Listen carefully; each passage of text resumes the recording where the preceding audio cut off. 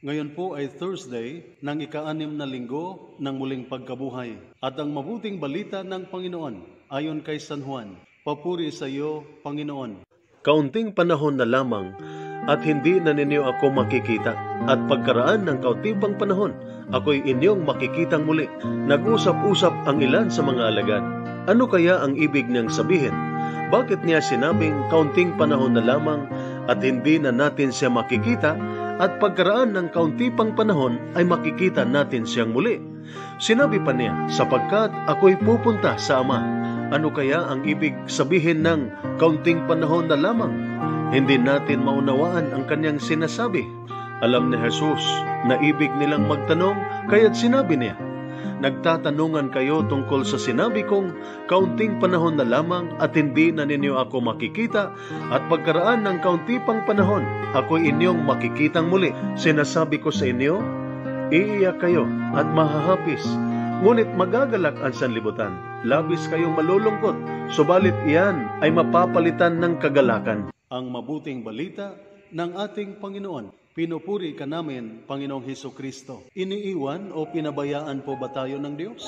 May isang mabuting tao na nagtataka kung bakit mahirap ang kanyang buhay. Nabaon siya sa utang at ang kanyang bahay ay nariposes ng bangko dahil sa mga monthly amortization na hindi po nabayaran. Minsan, hindi po talaga natin maiwasang magtanong kung talaga po bang pinabayaan tayo ng Diyos? Lalo na sa mga panahon na mayroon tayong malalaking problema sa buhay.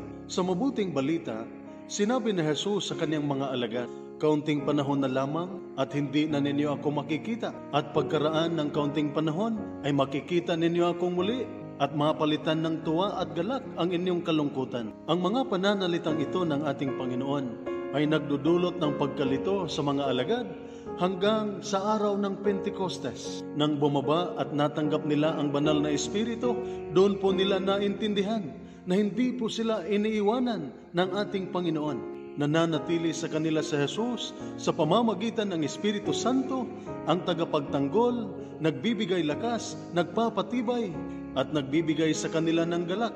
Kaya sa mga panahon na makaranas tayo ng mga problema, paghihirap at pagsubok sa buhay, huwag nating isipin na pinabayaan tayo ng Diyos.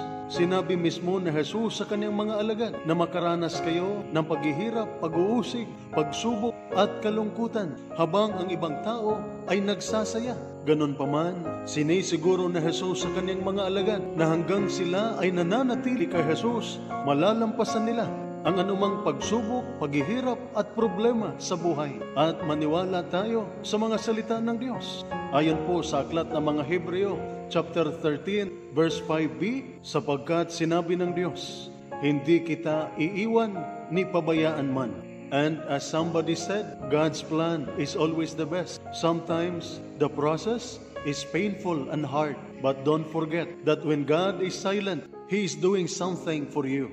Ito po ang salita ng Diyos, ang ating gabay. Let us pray. Lord God, Almighty Father, Creator of mankind and author of peace, those who take refuge in you will be glad and forever will shout for joy. Protect our soldiers as they discharge their duties.